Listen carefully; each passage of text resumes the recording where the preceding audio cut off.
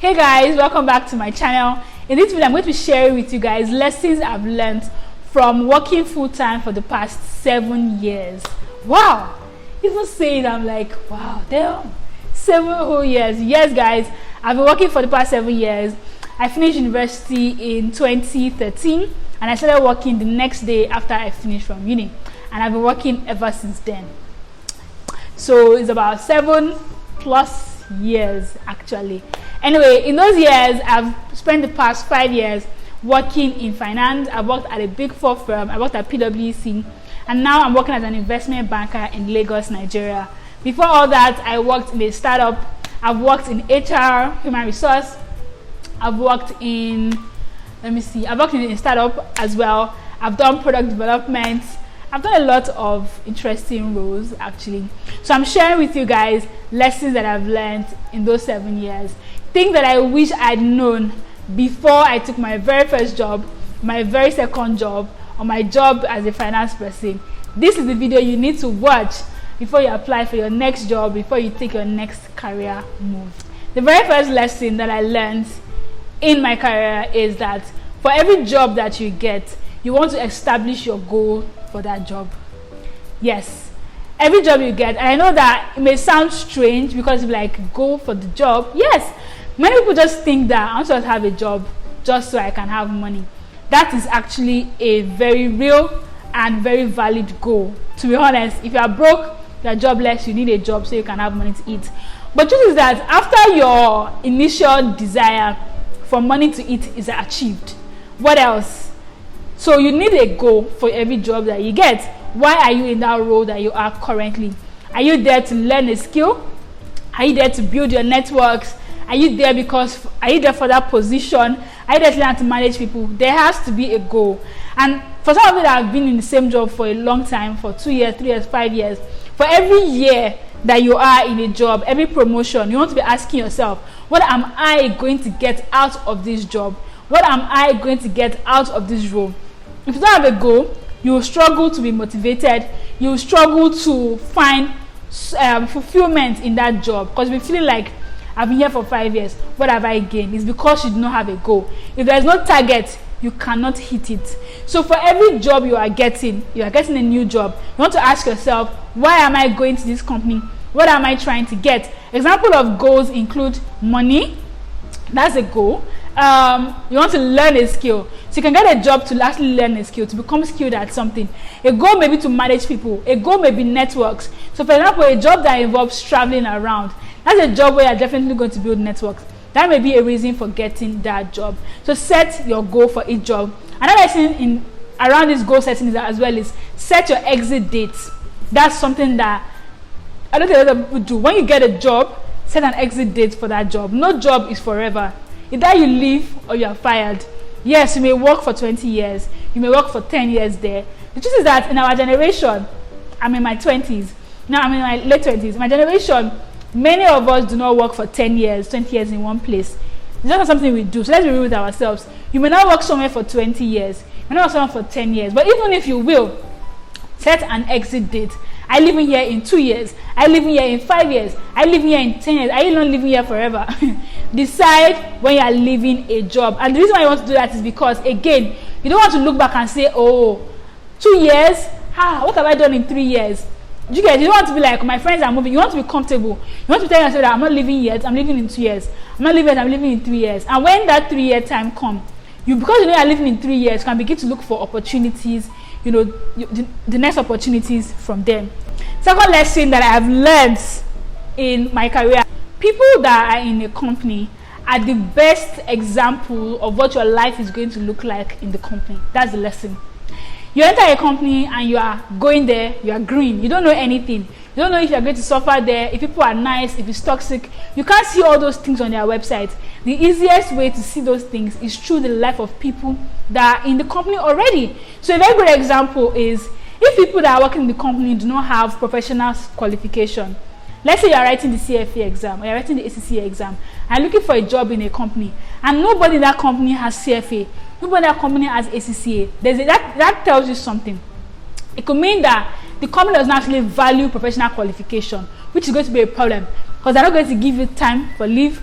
not going to pay for your exam. That's what it could mean. It could mean, it could mean that they don't value it.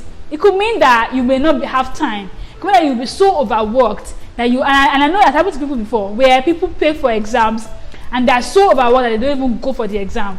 Like, so you want to look at that. Another one is that if you look at people, the people that are in a company and they have a very vibrant social life, you see them, they're going down Instagram, they're going for parties, they're doing this. You want to ask yourself, do you want that kind of life? It could mean that the company has a very social, culture where they expect you to be going out every night, eating, chilling, going up and down for meetings, networking. You want to be sure that you want actually to do the same thing.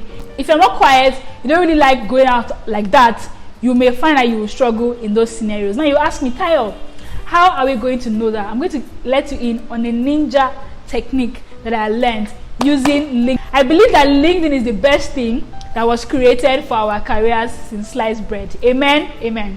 Use LinkedIn to our advantage. Now, many people know that you can use LinkedIn to find a job. I personally got my investment banking job through LinkedIn. I'm going to make a video about that. I'm going to give you guys the gist and how I managed it. So you want to definitely subscribe if you want to see that video. By the way, if you are liking this video, please actually take a minute now and smash the like button. Like it, keep liking it until the button is destroyed. So let's say that you are looking for a company. Let's see, I don't know, let's use McKinsey for example. The first thing I want to do, I want to find that company on LinkedIn. So here I found McKinsey and Company, and let's say this is the company that you want to work for. You can see here that you have CEO employees on LinkedIn. You want to click on that. Yep. So it's going to load all the people that have self-reported that they work for that company. This is McKinsey. It can be any company you're looking at. Look at those people. And you want to now check those people and see. You can see the different names. It really doesn't matter. By just scrolling through these people, I don't see anyone that has CFA. Like, nobody has CFA behind their name. What I want to do is I want to look at someone that is your level right now, or level you're applying to. Let's say you're applying to a manager level, an associate level, a director level. You want to look for people that have that same level as you are. So let's see. This is someone here, whoever you are, I'm sorry. Person associate at McKinsey and Company. You want to click on their profile. And associates, you can see the person's previous experience. You can see the person has an MBA, person has a master's, the person has obviously a BSc. That's the person does not have CFA or whatnot. But you can see the person is well read. The person has an MBA and a master's and a BSc. That means that they are well read. You go to the next person as well. You see another associate here, Edema Ojomo. I'm sorry again. Here again, you want to see person has a PhD, person has a master's, person has a BSc, person has a BSc. What are you seeing? That these people are well read, they're well learned, they prize education, they prize getting information, they prize knowledge. That means that if you go into the company and you have plans to do your masters, they won't look at you like you're weird, because many of them have masters, many of them have MBA, many of them have PhD. This is something you want to look at before you go and join a company. If not, you enter the company with what you think, your desires, your dreams. You want to do CFA, you want to do a master's, you want to do an MBA, and the company will not support you because the people there, the culture of the company, this is the way, one way that I've learned to find, to understand a company's culture. Another lesson I've learned, this is my third lesson, is work for people you like. Work for people you respect.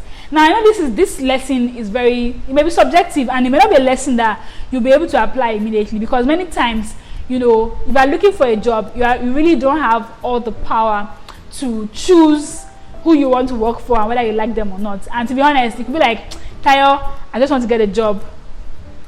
But what I'll say is that if you are not impressed from the outside, you may not be impressed from the inside. So nowadays, there's information everywhere in the world. Who is going to be your MD?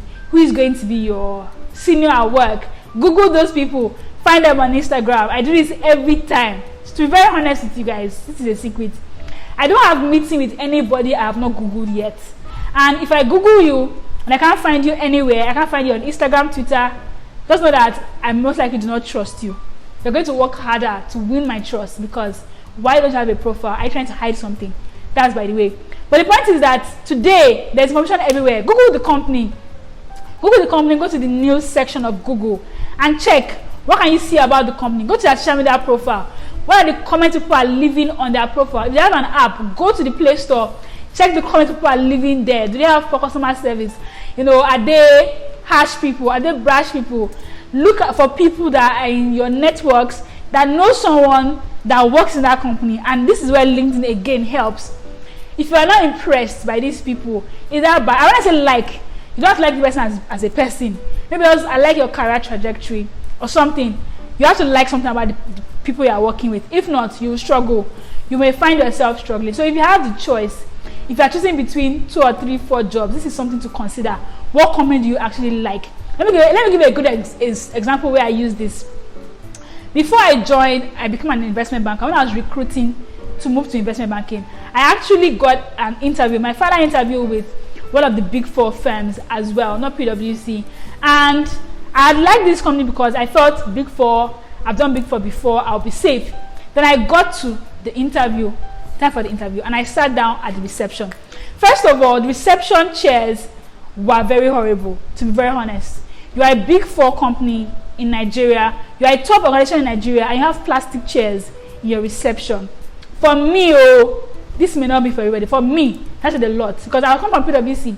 I think PwC reception is also it's amazing. It shows that the company takes care, that they care about their image, which means that they will care about you. They will not want to tarnish their image. They will not want to do anything to you that will tarnish their image.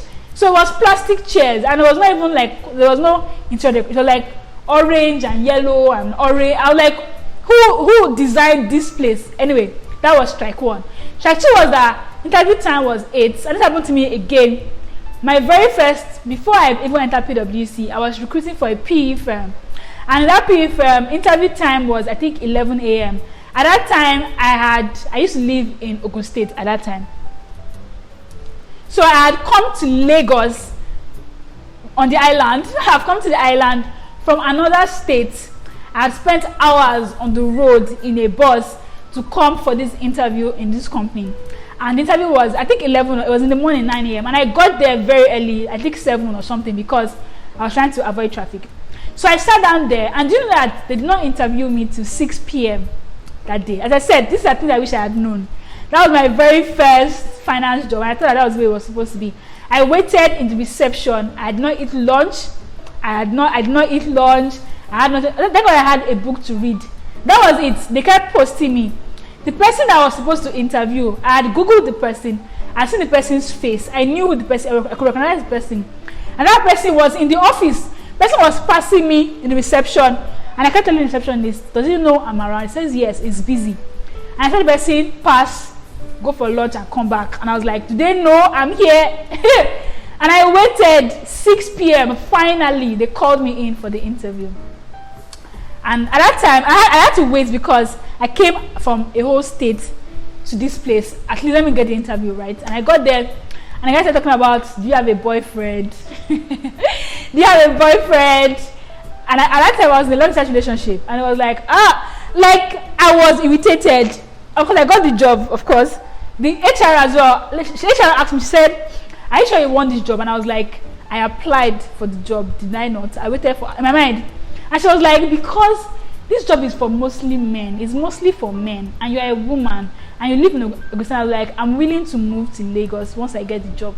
She was like, okay, they've already said I should give you the job. I'm just telling you that women that are in this company are like softer roles. And I was like, what? Needless to say, I did not take the job. I turned it down because even financial wise, like salary wise, it was not profitable for me. But the point is that you want to work in a company you like. Do you like the ambience? When you get to the company, do you like the ambience? Do you like the environment? Do you make you feel comfortable? That interview, that one, the other one for the big 4, the receptionist knew I was waiting there. She was allowing people go to see the same person I was waiting for. And I was waiting. I think I waited for about 2 hours. I had to go and meet the reception and tell her that, look, I said, look, I have a job. I told her, I have a job already. I am not jobless. In case you think I'm jobless, I cannot wait here for more than, and I can't wait for a long time. If they are not available, I'm available to reschedule, but you can't keep me waiting here. And then she finally set up the meeting. But let's say again, I turned out the job because I didn't think. But that's not the reason why I turned out the job, by the way. There are other reasons. But the point is that work for a company that you like. You like their colors, you like their image, you like how they carry themselves, you like the MD, you like the way he speaks. These things matter. Trust me. When you are getting grief, when you are feeling frustrated, when you are thinking, who sent me? You will remember the things that you like. That's why as a PwC, like, you'll be stressed, but the breakout room is so chilled and so beautiful. Can I just go there and go and sleep? I forget that you're working late. That's a joke. Have a life. Oh, I know this. And I mean this. Sometimes, and I've seen this in different companies, some people are just trying to suck up to bosses. They're trying to suck up. Trying to be everybody's yes man. Stop being a yes man at work. People know if you are not worth your salt. They know it if you are not good. You can't really deceive people about how awesome you are. If you are really not awesome. If you are awesome, go and be awesome. Forget about sucking up to people. I'm not saying be defiant. I'm not saying be a rebel. Do your work. Respect people, but stop sucking up. Don't be a yes man. Stop being someone that just, doesn't make sense, but you just agree because you want to be agreeable. Have a voice, but that's not the point. The point is have a life outside of work. One thing, and the reason I say this is that when people like, Tayo, how do you do all this thing you do? Outside of work, I do lots of things. I do YouTube. Yes, please subscribe to my channel so that I can really do YouTube. Okay, I do YouTube. I have a fellowship of awesome women. I teach. I'm a Christian teacher as well. I have another channel where I do a lot of Christian teaching. I'm going to link it in the description below. I have a family. I go out with my friends. I do things. I read. I take exams. These are things that are important to me. These are things that make me feel whole and make me feel warm. Many people just work. That's all you do. Wake up on Monday, go to work and come back and sleep and watch movies. Like, that's not a way to live your life. What if they fire you tomorrow? What are you going to do with your entire life? You need to have something else that you are doing outside of work that shows that you are a human being. So say have a life. Pick one thing you like to do and decide that I will do this thing. Even if it's exercise, even if it is karate, pick something. Have a life. Your job cannot be your entire life. Have a life outside of work. Another lesson I have learned in my career is about friendships, work relationships. Before I just say, let me just give a caveat. My best friend now, Titi Lokwe, shout out. I met her at PwC. We are friends now, but we evolved from being work friends. So many times when you are working with people every day closely, you tend to form friendships. Let's keep it in caveats. You get chill with them, you become friendly with them, but many times you can make a mistake to thinking that your work friends are actually your real life friends, and they may not be. They may be. Most of my friends today actually are work friends, but they are work friends because we have other values outside of work that connect to us. So if you leave the job tomorrow, and listen, I'm sure people have experienced this where you leave a job and all your friends stop talking to you because they were really not your friends. They were just your friendly co-workers. Yeah, they were your friendly co-workers. They were not really your friends.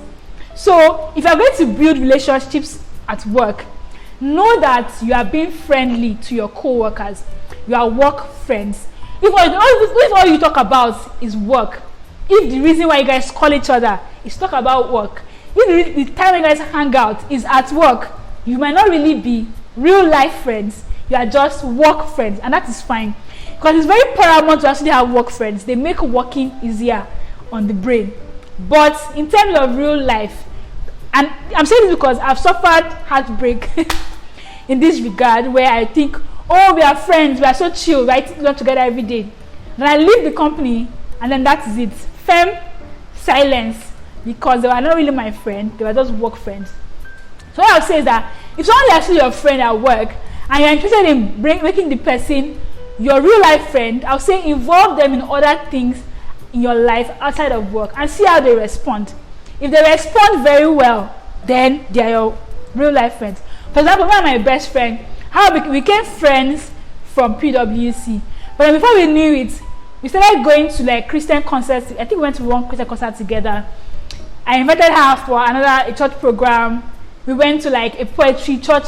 So we became friends on the value of us being Christians. Do you understand? And that's how we became like very close friends. we started the fellowship together. This is also a Christian, value thing we became friends on. Next thing, we are bonding on friends, like you like going out, I like going out, you like eating, I like eating, all that. Do you get? So what I would say is that if you're going to make real life friends from work, make sure that there are other values outside of work. But if you have someone that you think is your friend now and all you talk about is work, just tell yourself that they may not be your real life friend, they may just be work friend, and it's okay. Learn how to separate and clearly define work friendships. Don't bring your personal life story into your work friendships. I've experienced that and I've been beaten by that as well. If someone is just your work friend, they're just sharing work stuff with you, don't tell them about your life problems. Don't tell them about how you hate your job and about how you are so sad about the job, because they may use it against you. It happens, guys.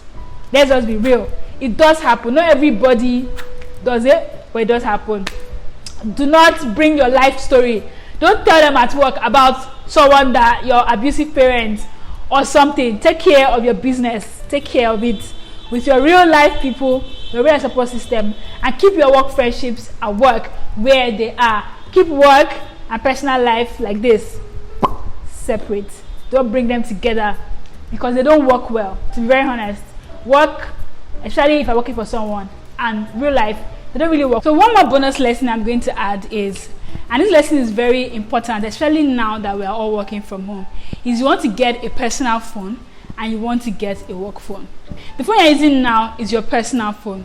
Get another phone, a smaller phone that can be your work phone, where you can keep your work contacts on there. You can have another WhatsApp number just for work, because sometimes you put everything on your personal phone and then your personal WhatsApp. And this thing is the reason why I don't really share a lot of things on WhatsApp, because I have a lot of people on WhatsApp that I don't want them to see what I'm doing in my normal life. Do you get? So you put them on your WhatsApp, and then you're sharing inside jokes, or sharing things that people at work should not see, not because they're bad, but because they may color the way they see you. Do you understand? So for example, you are a person that likes enjoying life, for example, and then you go out and you spend a weekend on the beach with your friends, or wearing a bikini, you're doing this, and you put all that on your WhatsApp stories, and then you get to work on Monday and your boss asks you for a task, and you are like, even though he gave you the work Friday night and maybe it should not be ready by Monday afternoon, but because they are seeing you enjoy and just be happy, you'll be feeling like, why is this girl so happy? Why I should have done the work I gave her to do, blah blah blah. And then you're not telling them that you don't have time. It may not say it out, which makes it worse. It may not tell you verbally that, Shebi, I saw you going to the beach, but they begin to behave to you because of what they've seen.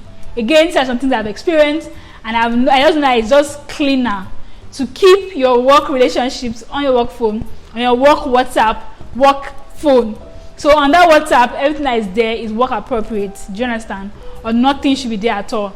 And another way you can do this as well is that if you have just one phone, you can block your work contacts from your WhatsApp. Okay, I think I should stop giving you guys good advice. But I hope you've learned something from this video. If you have, please smash the like button. Let me know you like it. Let YouTube know where your heart is. Let you know that you like this video. Subscribe to this channel if you're not yet subscribed. And if you have any question, any other advice, let's learn together. Please give me advice. Put your comments in the comment section so I can learn, so that people can learn. I'll reply to all comments. If you have any questions, anything you would like to know about my 7 years work experience, or my time working in the Big Four, my time working in investment banking, let me know. What kind of videos you want me to make more around career, and I will shoot them. Thank you so much, guys. See you in the next one. Bye.